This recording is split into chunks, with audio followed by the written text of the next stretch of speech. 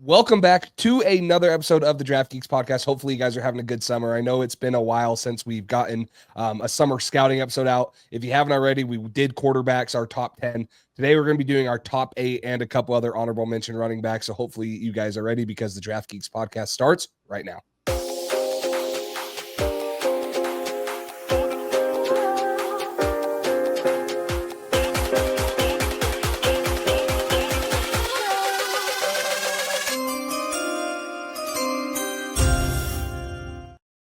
Welcome back to the Draft Geeks podcast for another summer scouting episode. I'm Max Showstack over at the Draft Geek here with Jace Campbell over at Pat's Drive.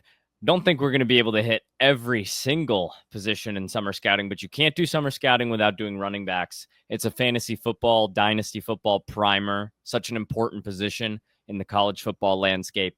We're giving you our top 8. We'll cover more than 8 guys total today. So it should be a super exciting episode. Jace, you ready for it? Yeah, I'm ready, man. We only did 8. Like we said, we've been busy. I mean, yeah, I know you've been busy. You said you started your first or a good job, a new job for you. I don't want to say first job because I know you've been working, but a new job and stuff. You called it your first full-time big boy job. There you go. So we've all been busy. I mean, I've been on vacation. I hope you took some vacation time. Golf, been playing a ton of golf. Lots of golf. Because here in about 2 weeks for me, I get full on into my own fall camp here for our season, and so we'll have to find some time there. And then obviously football season starts there. But no, it's getting close. I'm excited. I got my Phil Steele college football preview book in the mail about 2 weeks ago. So I've been working my way through that. And there's going to be a ton of content here in the next couple weeks, you know, not only from us, but from other people as college football is getting started. So super excited to get into this season. Football's back, man. And man, why don't we get right into it? We got I watched 9 guys. We're doing top 8. And my 9th guy is in your list, so I'll wait to cover him. But you've got somebody that I did not watch that you watched, but didn't quite crack your top 8. Who is that? Yeah, I mean, this guy's number 9 for me originally, you know, because we've done top 10 so often. We talked about doing a top 10. But this guy, I didn't watch. I wanted to rewatch this guy because I don't remember him. He was hurt last year, so he had no film from last season. So when you were watching Texas make this deep run in the college football playoff, CJ Baxter was not a part of it. CJ Baxter, though, was a freshman in 2023. He started 6 games that year. He's 6'1", 230 pounds. He suffered an ACL injury before the season even started, so he didn't even play a snap last year. But in 2023, he had over 600 yards, 5 touchdowns, 405 of those coming after contact. I like CJ Baxter because I felt like he was different than what Jaden Blue and his teammate Trey Wisner is. Where those guys are like pass catching guys. They're, you know, they can be used as scat backs. I thought CJ Baxter was more of a, hey, he gets up to speed really quickly. He can be a dual threat guy, but he's a physical runner. He runs downhill. He keeps his leg turning on contact. He is a little bit indecisive in space. He's not quite as elusive as a Jaden Blue, as a Trey Wisner is. And he does have limited tape. So that's why summer scouting, he doesn't make my top 8. I'm interested to see how he bounces back from that ACL injury. And him and Trey Wisner are 2 totally different backs, in my opinion. So it'll be interesting to see how they use both of those guys with Arch Manning being in the offense. But excited to see him because he'll be in the spotlight very early when they play Ohio State week 1. You'll be able to see how he's coming back from his knee injury. And it'll be really fun to watch him. So I had CJ Baxter just outside of there. The other guy I had, and I know he's not in your list because I looked at it, that I watched is Desmond Reed. Just a small little scat back out of Pitt, 5'8", 175. He has 579 career receiving yards. I believe 500 of those were last year. So he's had 2 years in college, and he's had a lot of receiving yards throughout those 2 years. He also had 968 yards and 5 touchdowns. He also only had 1 fumble on his 450 carries in college. So he doesn't put the ball on the ground a lot. It's just, you know, his frame's not ideal for the NFL. He doesn't give you much yards after the catch. He is a scat back, but he doesn't make guys miss with his frame and stuff. So those are the 2 guys that I had at 9 and 10 on my list that I watched that are just outside of my top 8. Got to get to Reed and Baxter. I'll tell you, one guy that definitely would have had Baxter high on his summer scouting list is Jaden Blue. If you're to turn back the clock, Jaden Blue's draft declaration was a little bit shocking to a lot of people. But if you're plugged in enough with Texas football, knowing CJ Baxter was coming back, it's a pretty smart move by Jaden Blue to either declare or transfer. Yeah. And now he's a Dallas Cowboy. So it all worked out. Before we kick off the top 8, make sure you guys are subscribed to the channel, following Jace and I, Jace at Pat's Drive, myself at the Draft Geek. It's been a little bit quiet over there, but things will ramp back up as the football season does as well. So do you want to get that graphic up on the screen? And we will show you guys and run through our 8 through 4. If you're listening, we've got a graphic up so you guys can kind of visually track this along with us. So I'll start. Do you want to, should we just go, we'll read down 8 through 4s? We'll plan the show as we go, as we do. So my number 8, a familiar name, Katron Allen, a.k.a. Fat Man, out of Penn State, one of 2 Penn State running backs that we'll talk about today. Number 7 for me is Jamal Haynes out of Georgia Tech. Number 6, Bryson Washington out of Baylor. Number 5 is Darius Taylor out of Minnesota. And number 4 is the Cal transfer to Oklahoma, Jaden Ott. I had Le'Veon Moss from Texas A&M at 8, Darius Taylor, Minnesota at 7, Fat Man Katron Allen from Penn State at 6, Mekhi Hughes from Oregon at 5, and then Jaden Ott at Oklahoma by way of Cal at number 4. So I think the one that we were talking about that I have on my list that you don't is Le'Veon Moss, right? No, there's somebody else on your list that I don't have on my list. Why don't you talk about? Yeah, it is Mekhi Hughes. Okay. Yeah. Why don't you I talk didn't about? know if you'd have him. Why don't you talk about Le'Veon Moss first? I got to see Le'Veon Moss in person. Unfortunately, he didn't finish the game against South Carolina, but he was explosive early on. Did you see more of that when you studied him and ended up putting him at 8? Yeah, that's what I saw. And I remember studying this guy because there was a chance that he came out last year. So I remember looking at him briefly going into last year. And then once he didn't declare, kind of shut it down.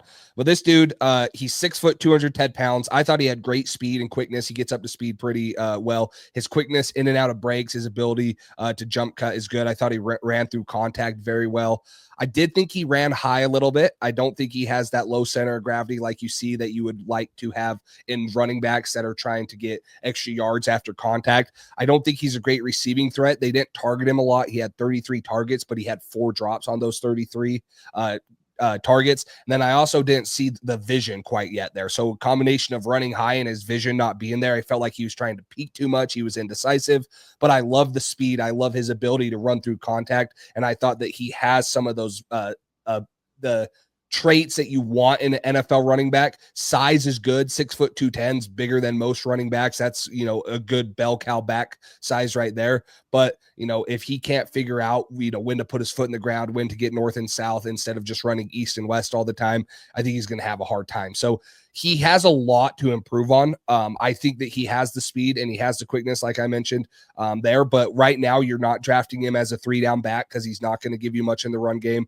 He's also not going to be super decisive, and he's not going to give you much, right there in that category. So I honestly could have switched him with Baxter. I feel like I liked Le'Veon Moss just a little bit more than Baxter. Plus, Baxter's coming off of, a full season missed. But I don't want to say that I was blown away by Le'Veon Moss. That's why I have him at 8. But I definitely see that there's some intrigue there with the home run speed. And I think it'll be interesting because the game he got injured in against South Carolina was just game 2 of Texas A&M giving the keys of the offense to Marcel Reed, adding another rushing threat to the backfield at the quarterback position. So A&M's got a really good offensive line this year, lots of prospects on that O-line, and they'll have a full season with Marcel Reed calling plays unless he gets benched like Connor Wegman did last year. But that could help Le'Veon Moss. Whether or not that's good for his draft stock, because you know how some people feel about running backs playing next to a mobile quarterback. It frees him up a little bit. But Le'Veon Moss, a name to know for sure. Should we go to Mekhi Hughes right now? My 9, your We can 5? jump to him. Yeah. Okay. Why don't you I'll start. You can catch your breath. So before we start, do you have a weight on him? They had him at 5'11", 195. Okay, that sounds about right. I knew the 5'11", and I maybe thought 5'11" was a little taller than I thought he probably looked.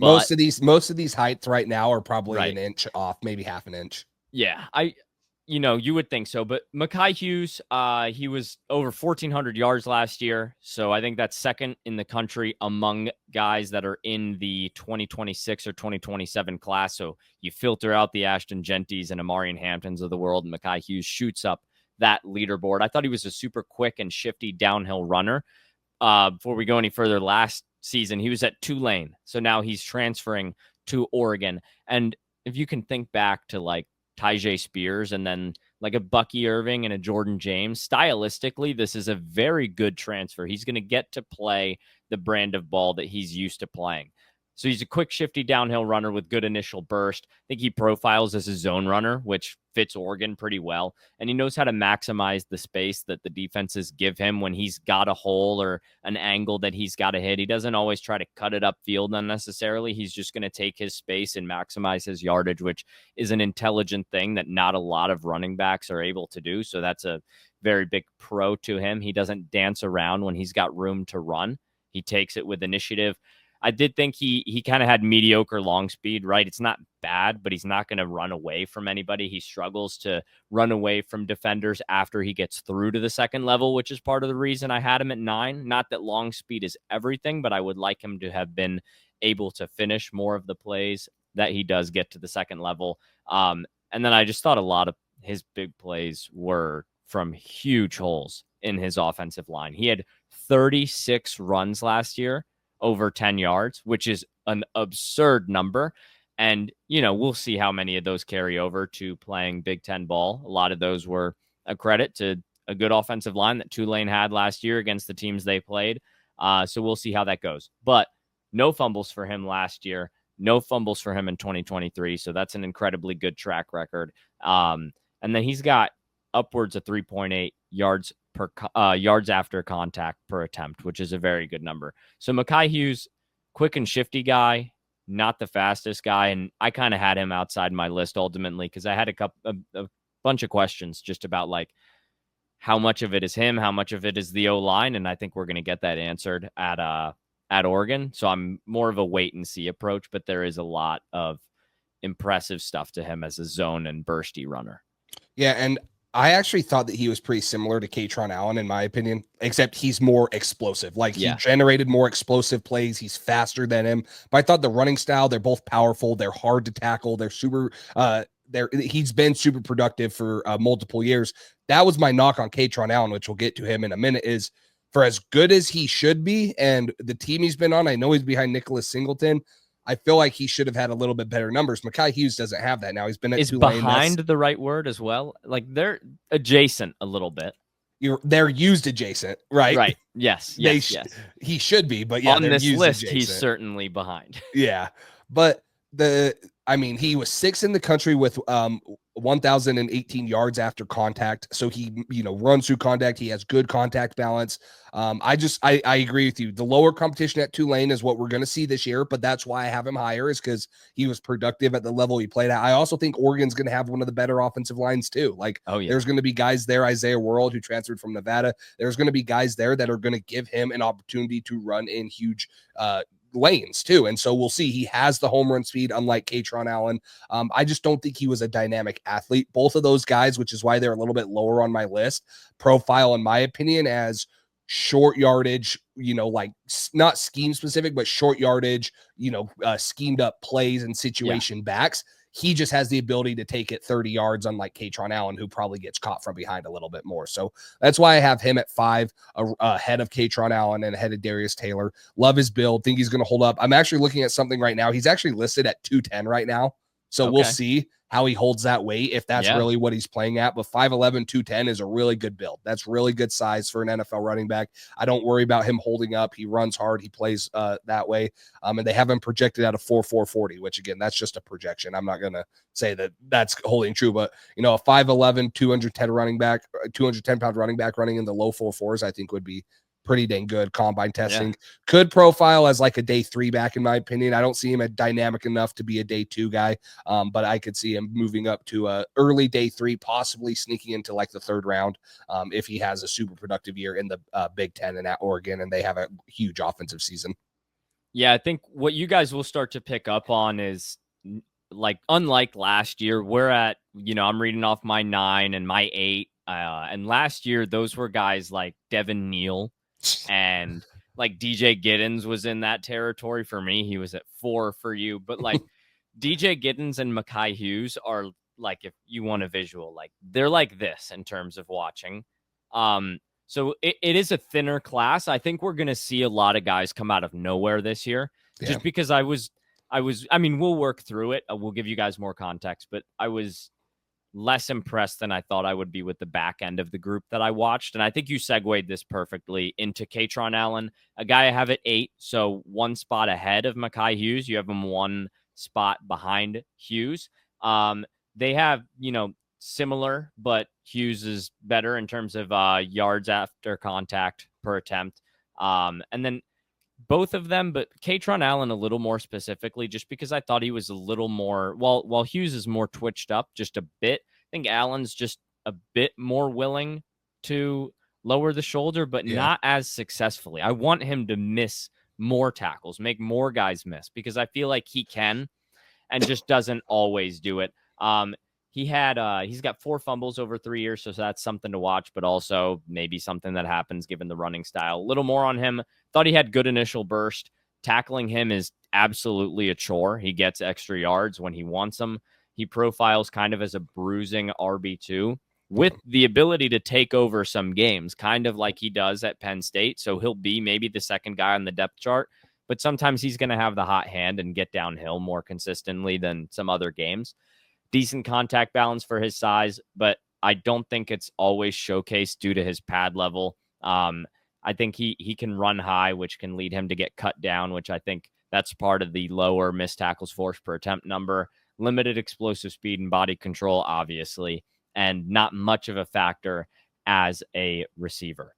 So Katron Allen, I had a nugget in there just about being a bruising RB2. I use Gus Edwards a lot as a comparison for these types of guys. And, there's tons of Gus Edwardses across the league. So I think that's where Katron Allen kind of slots in, which is not a knock. It's just a ceiling limitation and what probably makes him a day 3 pick. I think Katron Allen more so than what I said about Mekhi Hughes, where he's just a physical downhill running back. Katron Allen fits that better. I think that's what Mekhi Hughes does really well, but Katron Allen is true, like one cut, get downhill, try to put his shoulder through someone and run over him. He lacks that home run speed, but he has a role. There's a role in the NFL. Yeah. I think that he's going to be, a running back 2 in the NFL. That's really hard to bring down on the goal line or in short yardage situations.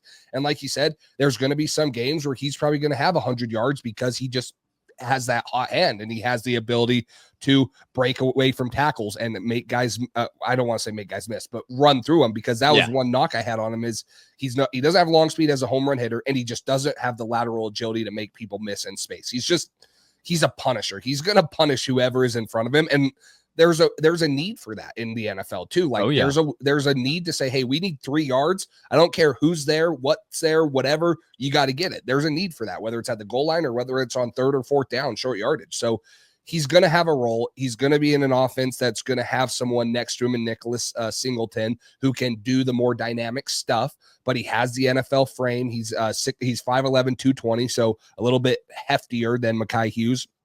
But yeah, like you mentioned, guys just bounce off of him. He cuts down, or he makes one cut and he gets downhill, and he punishes dude. So that's why I have him a little bit behind him. I don't think he's as dynamic as Hughes, but I don't think either of them are I don't even think they're like good NFL athletes. Like they're going to be average NFL athletes in there. And so a little bit lower on the list for me, but going to be fun to watch him and Nicholas Singleton in the backfield of Penn State. And a lower level athlete for their kind of role is fine. And I just had Allen over Hughes just because I think I can see the role clearly, but perhaps definitely more upside for Hughes if he is to capitalize on that transfer to Oregon and succeed there. Somebody that could certainly rise. Do you want me to hit Jamal Haynes really quickly? Then we can go into Darius Taylor. Yeah, that's fine. I have a couple notes on Jamal Haynes, so I can throw him in there too once you talk. There we go. Perfect. Thought it was somebody that you hadn't watched. So we'll have a good convo on Jamal Haynes, because I think certainly an interesting player, a shorter player, but he's filled out. Got him 5'9", 190, somewhere in that range. So I don't think he looks all of 190, but he's certainly not a skinny 5'9" player. So he's not going to make tons of guys miss, but in terms of broken tackles, but he's going to make you miss with cuts. That's kind of his game. Explosive plays. Top-notch first step and explosiveness. and burst as well. That's kind of his calling card. Good stop start, and I think he's a good weapon in the receiving game out of the backfield. He can make dump offs into first downs, which I think is something that every NFL team could use.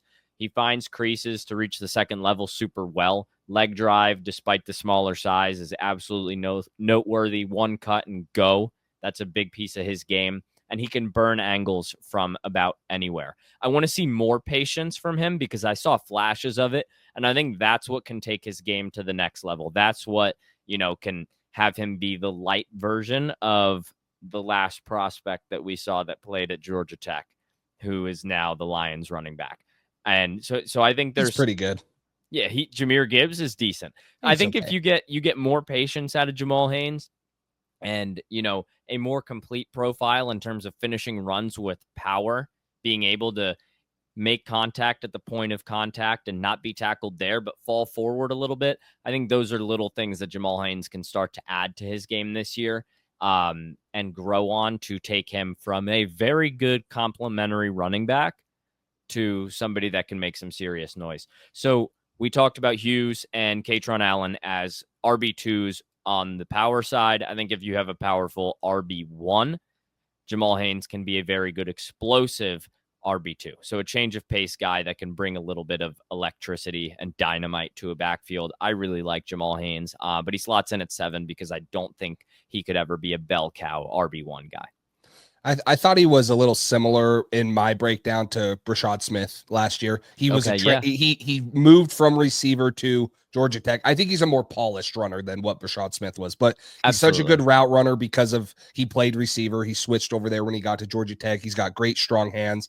He has really good vision as a runner, which I think, as a receiver, you kind of have to be because you have to think coverages, so he has good vision there, and he's really good in open space. Again, plays into the receiver background. So I feel like right now his role in going into the NFL is like a pass catching guy that can bring you that explosiveness. So we could see more of it. Like I thought that he put good stuff on tape. I just thought that there were more guys that ran the ball a little bit better than he did, and that's why I have them ahead of him. So I'm excited to see what he does also for Georgia Tech. See if he can maybe be a little bit more proactive and a little bit better in the rushing game, because he has everything you want from explosiveness, from elusiveness, all that stuff in a running back. You just got to put it together in the running game also. Yeah, the athlete is there. The make you miss is all there. He's got those kinds of gifts. You just want him to become kind of like we wanted out of Brashad Smith, a more natural running back, somebody that looks like they've been playing the position for a long time, understands the nuances at the NFL level. Like I talked about with that patience, that's not something that just comes naturally. That is learned over time. Darius Taylor. So I have him at 7. You have him at 5. So I'll start off and then you can talk about why you love him so much. You kick him down, I'll bring him up. There you go. He's 6 foot, 215 pounds. Great NFL frames. He had 987 yards, 10 touchdowns last year. I thought he was a very patient runner. I thought he looked smart. He knew what holes to hit. He knew how to read his blocks and set it up. He's also physical in both the run game and the pass game. I loved watching him pass block. Like he stepped up and striked. He didn't he wasn't shying away from contact. He PJ adds Fleck to the guy. PJ yeah, exactly. That's a row your boat Minnesota guy right there. He adds to the passing game. And what I mean by that is both as a blocker and as a receiver. Like he's an adequate receiver. He's not bad at all. He's going to give you stuff there. He only had 1 fumble. So I really like this guy. I didn't want to put him ahead of Mekhi Hughes and Katron Allen, but I can definitely see him getting up there. Now, I do think he lacks NFL speed. I think it's the same conversation as Mekhi Hughes and Katron Allen. He's not a great athlete. And my question is can he be a difference maker at the NFL level? He's a very hard nose. He does the dirty work, exactly what you want from a running back, but can he be a game changer at the NFL level, or is he just a running back too? That's probably what he is, in my opinion, as of right now. So if he can prove more, which there's high hopes for him in Minnesota's offense this year, he could be one of those breakout guys, like you said. But right now, that's my questions about him. Long speed, kind of like Katron Allen. Is he that great elite athlete? I didn't see that. And then I don't think he's a difference maker going into the 2025 season. I think that's all fair. I kind of watched him and he reminded me a little bit of what I liked about Kyle Monangai, but more. Kyle Monangai out of Rutgers, who was a really good pass blocker, really solid runner, took care of the football. And I think Darius Taylor was just a more complete version of that. And the reason I had Hughes the way I did and then Allen right there, but Taylor a little higher than the rest is because kind of like I talked about with Katron Allen, I can see his role right now in the NFL. I think Katron Allen and Hughes still got a lot of work to do. A lot of repetitive notes here, which is a good thing from what you said. Powerful frame on that guy. The weight distribution for contact balance, I think, is very good. He's not top heavy. He's not too heavy in the lower half. He can absorb hits from anywhere. The strength will translate to an NFL goal line. This guy's going to score touchdowns, 15 on the ground in the last 2 years to just one fumble so far. Patience to let blocks develop in front of him. Again, that's not something that just happens naturally. That is not a lucky thing that you get as a running back. Darius Taylor's got that trait, which makes him projectable to the NFL. He's a north-south guy. I thought his burst to get from his first gear to his second gear is like good, but there's not a third gear, which obviously is the knock on him. And he understands the angles that he needs to take, which is absolutely important, vital for somebody with lesser speed. That's how you maximize every run. And the vision is demonstrated in kind of all of those traits that I had listed. So I thought Darius Taylor's kind of that more complete profile to Katron Allen and Mekhi Hughes. He's got the vision. He's got the patience. He can score those touchdowns, and he's going to be, somebody that doesn't lack anything in the power department. Then Katron Allen and Mekhi Hughes could get more consistent in those aspects. So I thought this guy was at the top of that kind of power only group. And for the right team, I think he could be an RB1. For the median team, he's probably an RB2 like those guys as well. I guess my concern for him is if he's your running back one, how good are you on the run? Like, how good of a rushing attack are you? Can we draft Darius Taylor and Jamal Haynes together? So you're going to do what the Browns did? Yeah, kind of. Just hopefully one of them doesn't get arrested. And hopefully we don't have to cut Nick Chubb to do it. Yeah, that would be my one concern. It's like if he is your running back one, how good of an offense or how good of a running attack do you have? It's going to be tough. Yeah, you'd have to have a really good two. Yeah, and it would have to be probably more explosive, more dynamic than a Darius Taylor. Man, I hate how much this is overused, the Lions thing, but like it's the kind of the David Montgomery role. So I think Darius Taylor, maybe we can settle on the fact Darius Taylor could be a really good 1B, but you have to have somebody else that's explosive to complement him because he can do everything you ask, but like there's got to be he's a very 2000s, like 1990s RB1. And maybe today's game, you need somebody else that can just burn angles because Darius Taylor's not doing any of that. Yeah. 1B, I'd be fine with. 1A, I'd be a little concerned with. So I'm there with you. So you got to talk about Bryson Washington because I didn't get to him. I know that the NFL Stock Exchange did. I have him on my list, but I didn't get to him. So you got to talk to me about the Baylor running back. So I got to start you off with this one stat that I think it's two stats, but you rarely see these two numbers blended together. Bryson Washington's Baylor's running back, 6 foot, right around that 200-pound mark. If anything, he's on the right side of it. So that's great. Last year was his second year. He barely played as a freshman. I believe he was a redshirt freshman last year, given the fact that he had 10 snaps in 2023. And then he made the most of his 177 attempts for over 1,000 yards and 12 touchdowns in his first real season at Baylor. So he averages 4.11 yards after contact per attempt, which is a very, very good number. And I think he generates that with the burst he has after the handoff, runs right through arms of defensive tackles with his good size. That's great. But he runs with high pads, which brings him to his 0.16 missed tackles forced per attempt. So he's going to run through the line and get through there. So after initial contact, he's good. But I have questions about his ability to get through the second level because he runs high, which makes him vulnerable to getting cut down. With that in mind, I thought he was a super bursty runner with long legs to create deceptive speed. He doesn't look like the fastest guy out there, but he's just not getting caught up to by corners, by safeties. I think he's got long legs, which is part of that, piece of him being a little bit high cut. So it's a little bit high pad level, a little bit high cut. That's not a great thing to blend together. I'd like to see him work on the pad level, which is something I think he'll do in just his second season as Baylor's bell cow. He's got a good patience and explosiveness combo, which is why he slots in at 6 for me. He's got a couple catches, man.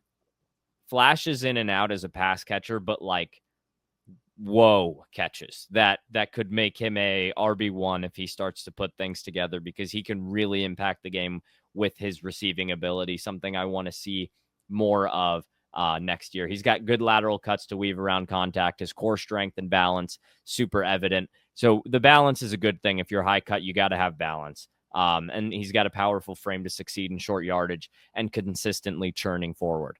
So Bryson Washington has a lot of raw tools, I think, and it's just about how much Baylor gets out of him this year. Him and Sawyer Robertson's going to be a great attack in the Big 12 this year. I think Baylor's got the ability to go all the way to the Big 12 championship in what's a wide open conference this year, outside of Arizona State, who's pretty much a shoo-in to go to the Big 12 championship. But super excited about Bryson Washington. Super explosive guy with good frame. Just want to see him use leverage more than he did last year. I think that's what takes him to the next level. And just scrolling through kind of some of his game charts, I mean, you hit on it. Missed tackles forced. He only had 29 on the season, like not super dynamic there. Again, I haven't watched him, so I got to get eyes on him. That's a very low number. And by the way, that's bad. That is true.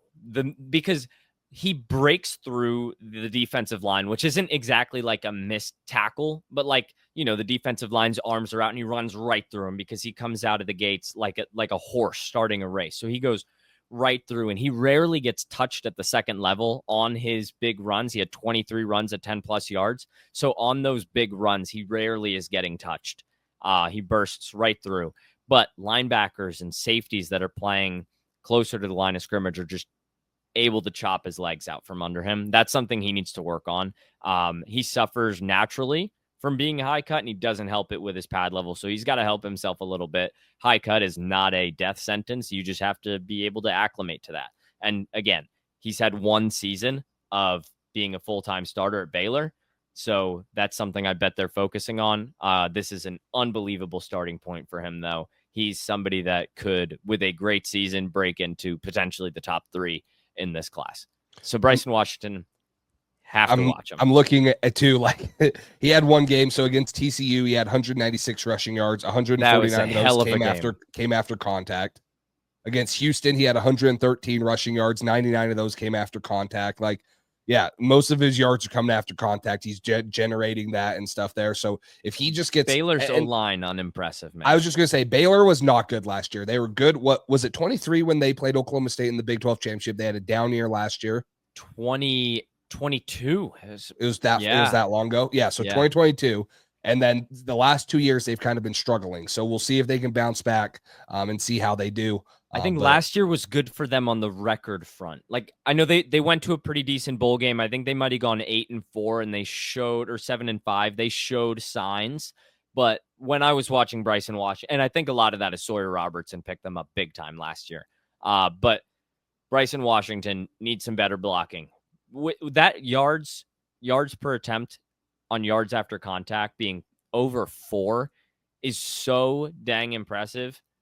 But with his missed tackles force number, that's almost just like, hey, my O-line stinks. Yeah. Like, I didn't break many tackles, but I got touched on every single play. I'm getting hit at the line, and I'm just getting 3 or 4 yards. Yeah, exactly. So see if he can improve some of those. So we'll share we share the same number 4, which this is a guy that's fun to watch. Again, Jaden Ott is by way of Cal. He's at the University of Oklahoma. Talk about Oklahoma, man. Ott and John Mateer are going to be really fun to watch in that offense this year with Ben Arbuckle. So keep an eye out for them if they're putting up massive amounts of yards and points. But he missed 4 games last year with an ankle injury, and he just never got in a rhythm. In 2023, he had 1,300 yards rushing and 12 touchdowns. He was great in 2022 also. This is the guy that you talk about in the NFL, like elite explosiveness. He is so explosive. He gets in and out. He has the home run speed. He changes the game when the ball's in his hands. His lateral agility is enough to make guys miss consistently. It's just last year you didn't see that. And so that's why you're a little bit down on him. This is a guy that could have declared last year. And, because of the down year, he didn't. He decides to go to Oklahoma, which I think Good move. it's going to be great for him. He's going to be in a great offensive system with great players, and he's going to be in the SEC. So every question that teams could have had about him last year, he's going to answer this year. Maybe he falls off and it has lost it, but I don't think he is. With his explosiveness, with his speed, he's going to be able to change the game, and he's going to be tough in the SEC.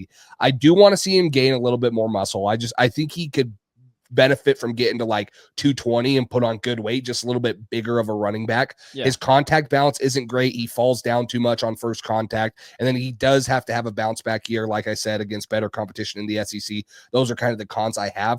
But when you go back and watch his 2023 film, you're like, holy crap, this guy could be a second round running back. And then he had the down 2024 and he doesn't declare, but you see everything you want to see in a running back in that 2023 film. And so I'm super pumped to see him against the SEC competition and see how he bounces back. This ceiling is almost immeasurable on this guy. He's got RB1 potential. We'll talk about Jeremiyah Love, but Jaden Ott, the ceiling he has, he could be the RB1 over Jeremiyah Love, and that's not even a detriment to Jeremiyah Love. Just how good of a season that he could have given his talent, being in the SEC. So if he's able to succeed, I don't see a ceiling on this guy. I do really like that you touched on adding muscle, because I thought he falls hard, man. He runs high, and because of how hard he's running, when he gets cut down, he falls hard. And with the health concerns, I want him to pack on more muscle so he's able to take those falls, able to survive, able to play a full season in the NFL. That's something that you're going to have to look for, but he needs a full season this year first. Stats took a massive dip, man. He just wasn't able to do anything on the ground last year, partially because of Cal's O-line. We watched enough of it with Fernando Mendoza, watched it again with Jaden Ott. Most of his production this year was as a receiver. He had 380 rushing yards this year and over 200 receiving yards. So a lot of it was screens, dump offs. They had to get him the ball. He got in a rhythm receiving against Miami. And with the ball in his hands, you were able to see what he could do, and just wasn't able to stay healthy. And they almost beat Miami. Jaden Ott was a big part of it. He takes ankles. He's a patient runner. He's elusive. He's like handoff, patient, and then he's gone. And that's a trait that I look for, because that's something that, and I've talked about it repeatedly on this episode, you can't teach that. Jaden Ott's got that. That's what makes him almost a top 3 running back for both you and I. How will it translate to the SEC? We'll see. And that's ultimately what he'll be evaluated on. Similar, but not the same to Mekhi Hughes's wait and see kind of thing. Yeah, it's going to be fun to watch him, because if he put together even a little bit, even if he had a little bit of a down year from 2023, he's probably a top 2 running back right now. I may have put him over who my number 2 is, but with the concerns last year, because he had the ankle injury, but then when he was in, it just he couldn't get it going. It's not like when he played, he was outstanding. It wasn't there. It was such blah film. And so that's where my little bit of concern is coming. It's like, I got to see the 2023 come back on the field in 2025. And that's where he's outside of my top 3. But this is a guy that we could easily, I think he could. There's a slight chance he can overtake for running back 1. I don't think he will, but there's a slight chance. Yeah. But he could easily be running back 2 going into the 2026 class when we revisit this and do our final rankings and stuff. There's 4 guys I watched that could be the RB1. I can see it. There's one guy that I have as RB1 right now, but there's 4 guys where I'm like, if you woke me up and said, hey, it's April 20th, Jaden Ott's the RB1. I'm like, cool. Did Oklahoma win the SEC? Did they win the Natty? Yeah. And you're like, no, they went 6-6. John Mateer threw 24 touchdowns and 18 interceptions. I'm like, all right. He did the 30 for 30, Jameis Winston. Yeah. So, okay, well, let's jump into the top 3. So we share the same top 3 guys in a little bit of different order. So let's start with Jonah Coleman. This is Max's running back 2, my running back 3. And I'll tell you, it was close for me. I saw this. I played against this guy. I coached against this guy firsthand live. He is a stud. You look at him, 5'9", 228 pounds, you're like, that's him. But I'm telling you, when he is on the field, he is so hard to tackle. Dudes just bounce off of him. His contact balance, I don't want to say it's Scattaboo's, because I thought Scattaboo was insane, but it's up there, man. Like, he runs through contact. Oh, yeah. He has such a low center of gravity. He stays on his feet super well. he followed Jed Fish to Washington. Sorry. So he started at Arizona when Jed Fish went to UW 2 years ago. Last year. He was like, hey, I got to get this guy. So that speaks volumes to the leader he is, the type of guy that they wanted there, that they had to bring with him. And you can see why. He had over 1,000 yards, 12 touchdowns. He had the 4.34 yards after contact per attempt. So you just talked about how good Darius Taylor was that you were reading off. Well, same thing. Jonah Coleman was 4th in college football last year. He had the 12th most missed tackles forced with 67. I love the way he plays his game. He plays like he has a chip on his shoulder. He has good lateral agility for his build and his frame. Like you wouldn't expect it, but he's pretty good at his jump cuts and things like that. The other thing that you should love about him, 0 fumbles in his college career. 0. Absolutely 0 fumbles in his whole time at Arizona and Washington. He has not put the ball on the ground. So you're probably wondering like, hey, with all this stuff you're saying, how's he not like running back one? Well, he doesn't have NFL speed. That's going to be his knock. He's probably not a 3-down running back because of it. But he gives you stuff in the pass protection. He can step up and strike. So he's a fun one. This is a one that if you guys haven't watched, I feel like he's a little underrated last year. Like he is so underrated. There were so many good running backs last year that you just didn't hear about Jonah Coleman, but you're going to hear about him this year.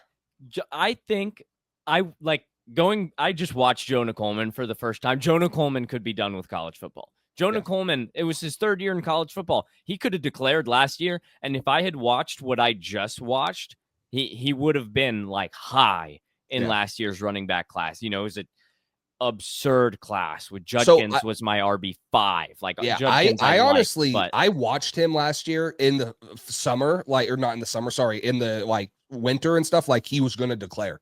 But it's so smart that he didn't, because he has a chance to be running back 1 or 2. Like you said, he's for sure a top 3 running back. I'll say for sure a top 4 running back in this year's class. He might have been like 7 or 8 just because of the lack of explosiveness last year. Because you think of like Judkins and those guys, but it's kind of smart. He's going to go back. He's going to have a dominant year at UW, and then he's probably going to be I would say a day 2 for sure running back, possibly a 2nd round running back. Let's lock in day 2. So you said this was close for you to being RB2. Yeah, it was close for me too, Jace. He was almost my RB1. It's close. Wow. Close for me on the other side. Wow. I loved Jonah Coleman, and I watched him later on, not for any reason. I was just like, I got to get to my guy Bryson Washington, Jamal Haynes. I was like, oh, I want to see Jaden Ott. And then I was like, Jonah Coleman's probably going to be. I hadn't watched much. Washington was quite disappointing. So they weren't on much. I didn't get to see much of Jonah Coleman. Yeah. And then when I was going to get to him for last year's class, he was already going back. So I was like, cool. See you next year, Jonah. This guy's absurd. I don't have much bad to say about him. You kind of alluded to not NFL like top speed, long speed, but Jonah Coleman goes through these 5 to 10 yard spurts where I think his speed is as good as anyone. Yeah. He can hit the top gear. It's just about sustaining it. But I am kind of in the long speeds, a little bit overrated category. I think he goes 0 to 60 in a hurry. He goes also 60 to 45 in a hurry. But he goes 0 to 60 in a hurry. The lateral agility and cuts while he's moving at top speed is absurd. Yeah. I got Mark Ingram vibes here. I think Jonah Coleman, his ceiling is an absolute RB1 bell cow running back in the NFL. I know you thought maybe. I definitely think Jonah Coleman, if he is able to fully develop, sustain where he is right now, I think he could be an RB1. He runs with the perfect pad lean, slightly forward to keep momentum downhill. He commands the point of contact versus tacklers. He's a bowling ball, understands leverage. The vision checks the boxes. I think he's an awesome athlete in terms of being able to cut and just, how about the hurdle fest against Northwestern? Yeah. What the hell was that? Those Northwestern guys, first of all, I think because they didn't want to hit him anywhere. They were like, let's just try for his ankles. They're like, let's go down to the ankles. And then you see the scoreboard. The poor guys have 5 points on the scoreboard. You like getting hurdled and then 5 next to your logo on the scoreboard is just horrible. And then his change of direction is kind of freaky when he's moving full speed.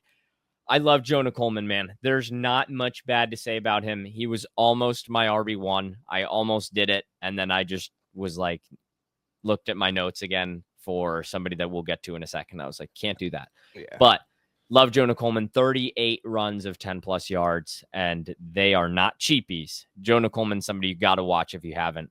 Would pound the table for him in round 2 if I was a GM. So let me ask you this, because this is where I was getting hung up on him. Can he be? Do you think Cam Scatterbo is a 3-down back in the NFL?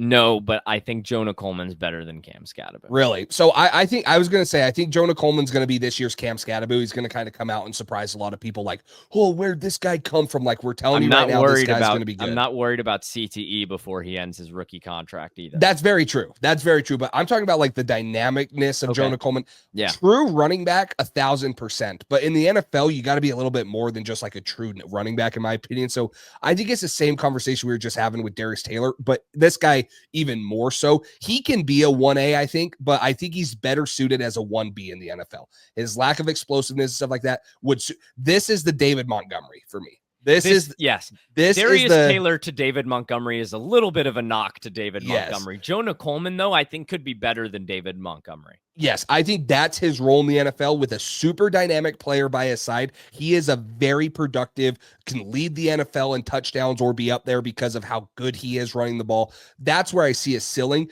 Again, if he was my 1A, I'd feel better than Darius Taylor, but I would prefer him to be like a very good, probably the best 1B running back to like a very dynamic other guy in the backfield. So yeah, I do love him though. Like I would not be afraid to take him in the second round. If you're telling me that his career is David Montgomery, like that's a second round running back in my opinion, because David Montgomery is good enough to be the one. He just is better when you're putting him next to a Jahmyr Gibbs, which most guys will be. That's where I see Jonah Coleman having an impact in the NFL, but he's going to be fun to watch here. I promise you guys, like keep an eye. You guys are going to hear him at some point. You're going to see him making these crazy plays, breaking 15 tackles like Cam Scatterbo, and you're going to say, holy crap, Max and Jace told us about that, because this guy, that's where I see his projectile going. And that's where I see him living up to the hype. So it's going to be fun. I'll give you 3 landing spots with a compadre by his side. You tell me yes or no.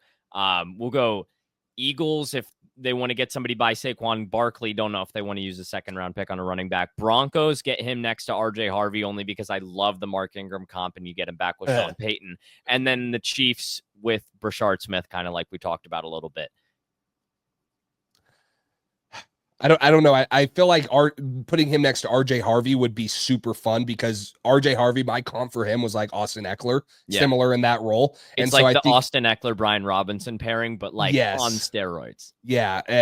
Just short back. So I would say that one right there. Plus, I think Sean Payton would do wonders for Jonah Coleman too. But oh my God, yeah. Jonah Coleman's a little bit older of a running back too. So would they really take him in the second round after they just took RJ Harvey?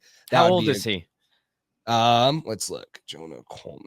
Age. What is he old for his grade? Because he's gonna be 22 going into this year. So again, you scared me with RJ Harvey. Sorry. That guy's actually old. I know, you're right. But when you're talking about a running back, like you're like what? Dylan Sampson was 20, right?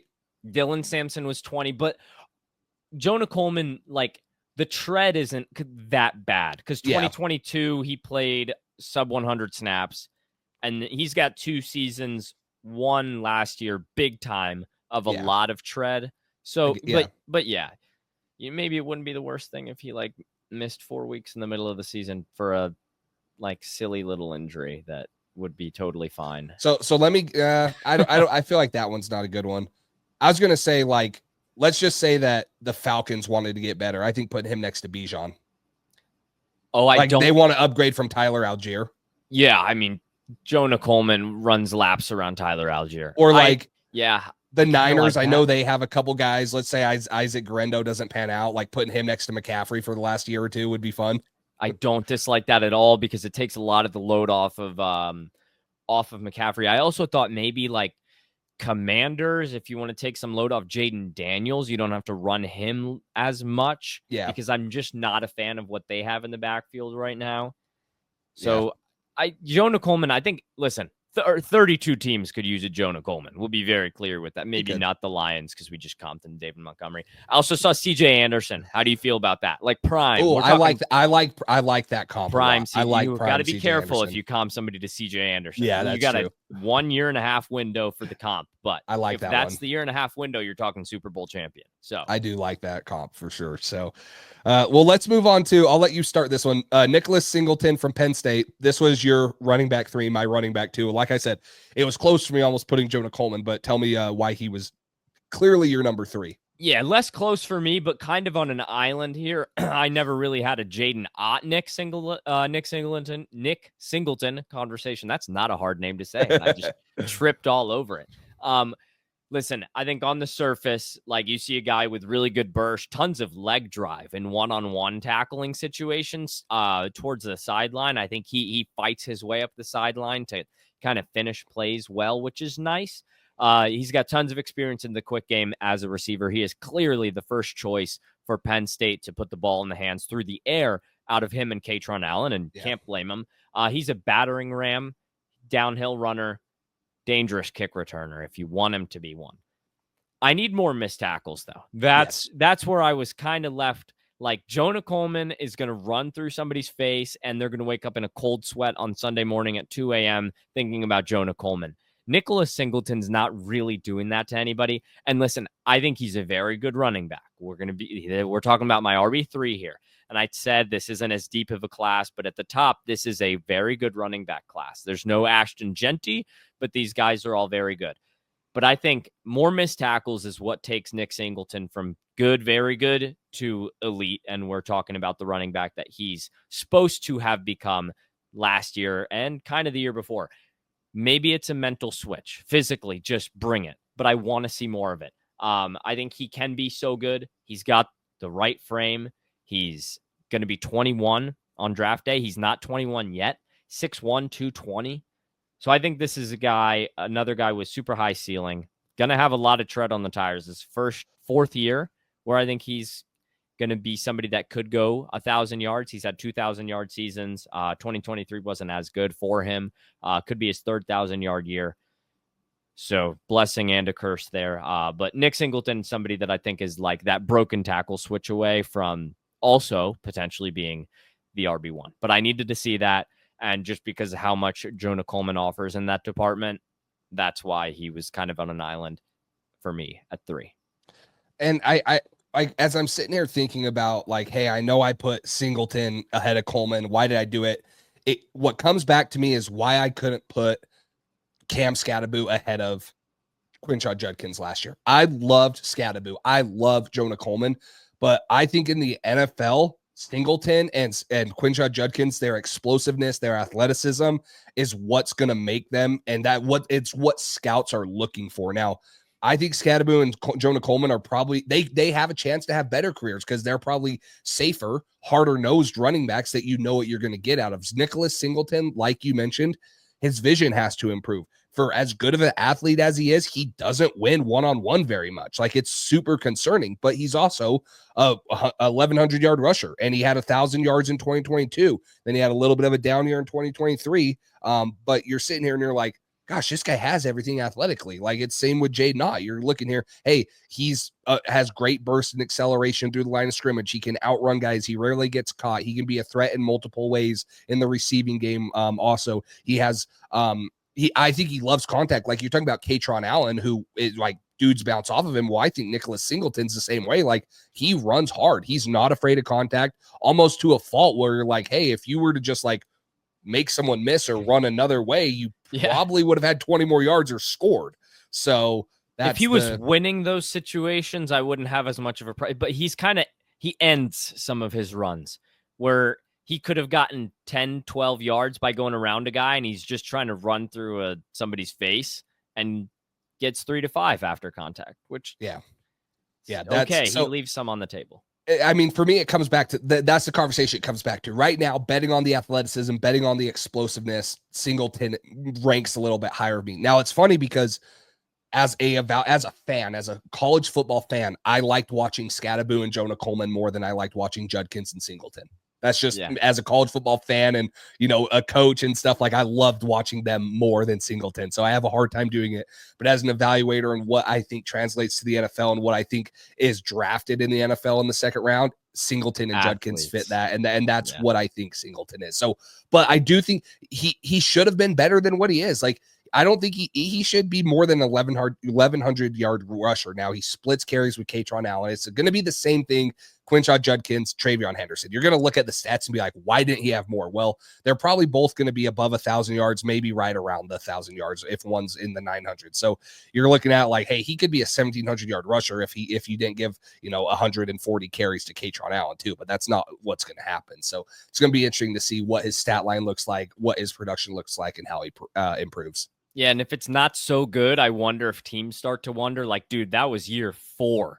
Yeah. Where is it? Like, are you not watching tape? Do you not know where these holes are going to open up? So maybe there's going to be some questions that start, but I think he's due for another good year. This was another guy that I think could have been near the top 6, 7 of, oh God, near the top of last year's class. I went 6, 7 meme on myself. That's horrible. But you just want to see a little bit more because of the amount of potential that you see. You feel like a guy like Jonah Coleman's maybe at where he can be, which is a very good player, but you feel like Nicholas Singleton could take another step. And that next step is a absurd player. Hoping that potential gets tapped. Somebody that's already tapped their potential and still might have more in the tank. Just turned 20 last day of May. Jeremiyah Love. Love this player. No pun intended. World was on notice in the college football playoff, and World, you saw right. This guy's got right around 4.4 yards after contact per attempt, up near that 0.4 missed tackles forced per attempt number, which is an absurd number. No fumbles last year, no fumbles in 2023. 19 total touchdowns, hits the hole hard, speed to finish runs, hits homers with his legs, screen game, weapon, hurdle move is just crazy. I think one of the only knocks I have on him is that I do think he's naturally high-waisted, limits some of his short area quickness, but that's about it, Jace. Jeremiyah Love's pretty much the total package. I think he's got what it takes to be a first-round running back. Yeah, and I think right now, if we're projecting, I think he's the only one I would put in a first-round mock draft now. He's got the frame, he's got the explosiveness, he's got the straight line speed, he's got the production too. 62 forced missed tackles forced, over 1,100 yards, 17 touchdowns. The speed, the agility, the jump cut, the ability to make guys miss. How he runs too. Like I don't think he tiptoes around. He explodes through the line of scrimmage when he sees the hole. He's powerful for his frame, more powerful than what you would expect him to be. And he's super athletic. Like he's going to tear up the combine. He's probably going to put up Quinshon Judkins numbers. I know I just said that about Nicholas Singleton, but he's going to have his vert row. Like when he's jumping over moving dudes, like that's impressive. Imagine what he's doing when he's just standing there. It's going to be bunnies. You're going to see something. So he's going to be one of those combine freaks. I believe, was he on Feldman's freak list? I should have looked at that. I think I don't know, but if he isn't, Feldman messed up. Yeah. I'm trying to look at if he was, because I'm pretty sure he was on there when he went for it would have been the 2024 season. Yes, yeah, it would have been on the 2024 season. While you look, I can just kind of take this. Jeremiyah Love's just you can give him the ball on 3rd and 10. Like there's not that many guys you can do that with. 3rd and 7, you can kind of run inside zone and bet that the defense is thinking you're going to pass, and he can get you a first down, make it 4th and manageable about every time. I talked about a little bit with Mekhi Hughes. Love ran behind a good offensive line, but Mekhi Hughes, I thought maybe like, a lot of your big runs are products of the offensive line. Jeremiyah Love, if the offensive line makes a nice hole for him, he's not just going to get 7 yards. He's going to make somebody miss the second level. Then he's going to burn the corner and outrun somebody. Then it's a foot race, and he rarely loses those. So this is just a freak athlete that's got like top 10 NFL running back potential. Listen, it's kind of hard to talk about when you had Genty last year, because frankly, as prospects, I don't even know if Jeremiyah Love's in like the same tier as Genty. That's how good Genty was. But that's no slouch on Jeremiyah Love. This is a hell of a player.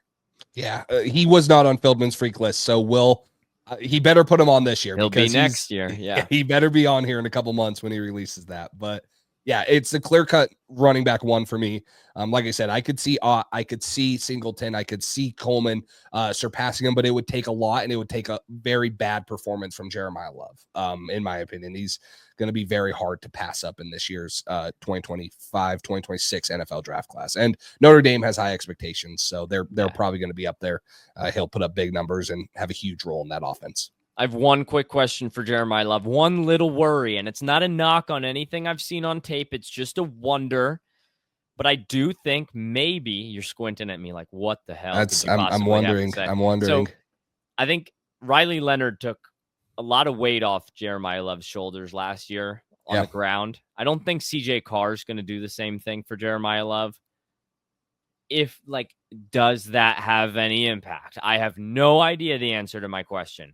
But it's a significant change in an offense because Riley Leonard's not just your regular dual threat quarterback with what he was doing on the ground. He was QB powering multiple times a drive. So maybe we'll see what kind of impact that has on Love. I don't know what your take on that is. I don't even really have a take on it, but just as I'm watching him and I see Riley Leonard do that, I'm like, that wrinkle's gone. We'll see. It's kind of my argument I threw in there with Sam Levitt, right? When I was talking about, hey, Sam Levitt had Scatterbo, right? And now that it's Levitt and Tyson in that offense, how do teams game plan for him differently? Now that it's just not just Jeremiyah Love, but now that he is focal point number one, stop Jeremiyah Love is number one priority. Yeah. How is it different? I see that. And that's, what's so great about summer scouting is we don't have to judge that yet. We're going to be able to see, hey, they loaded the box with 7 and 8 guys and he still is able to get 4 carries. He didn't have many light boxes. Now Notre Dame's not getting many light boxes because of it's Notre Dame, right? They're not running, the spread offense like we see North Carolina or whatever. Like we're not getting that. So it's a little bit different, but I do agree with you. Like you're looking at some of these guys going into the summer that, hey, could we project Sam Levitt to be a top 5 pick?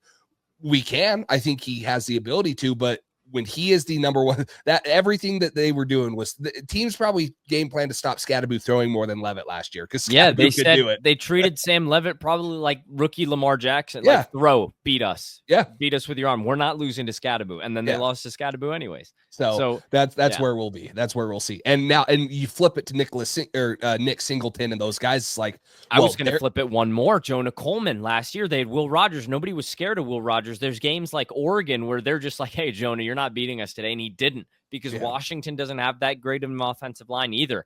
And so Jonah Coleman was just getting stuff. That's not his fault. He's getting hit 3 yards. Well, and the quarterback for Washington this year, Demond, what is it? Williams? Williams. I don't know if it's Desmond or Demond. I swear it's Demond Williams. But anyways, he's gonna run the ball. Like they're gonna have some running back stuff.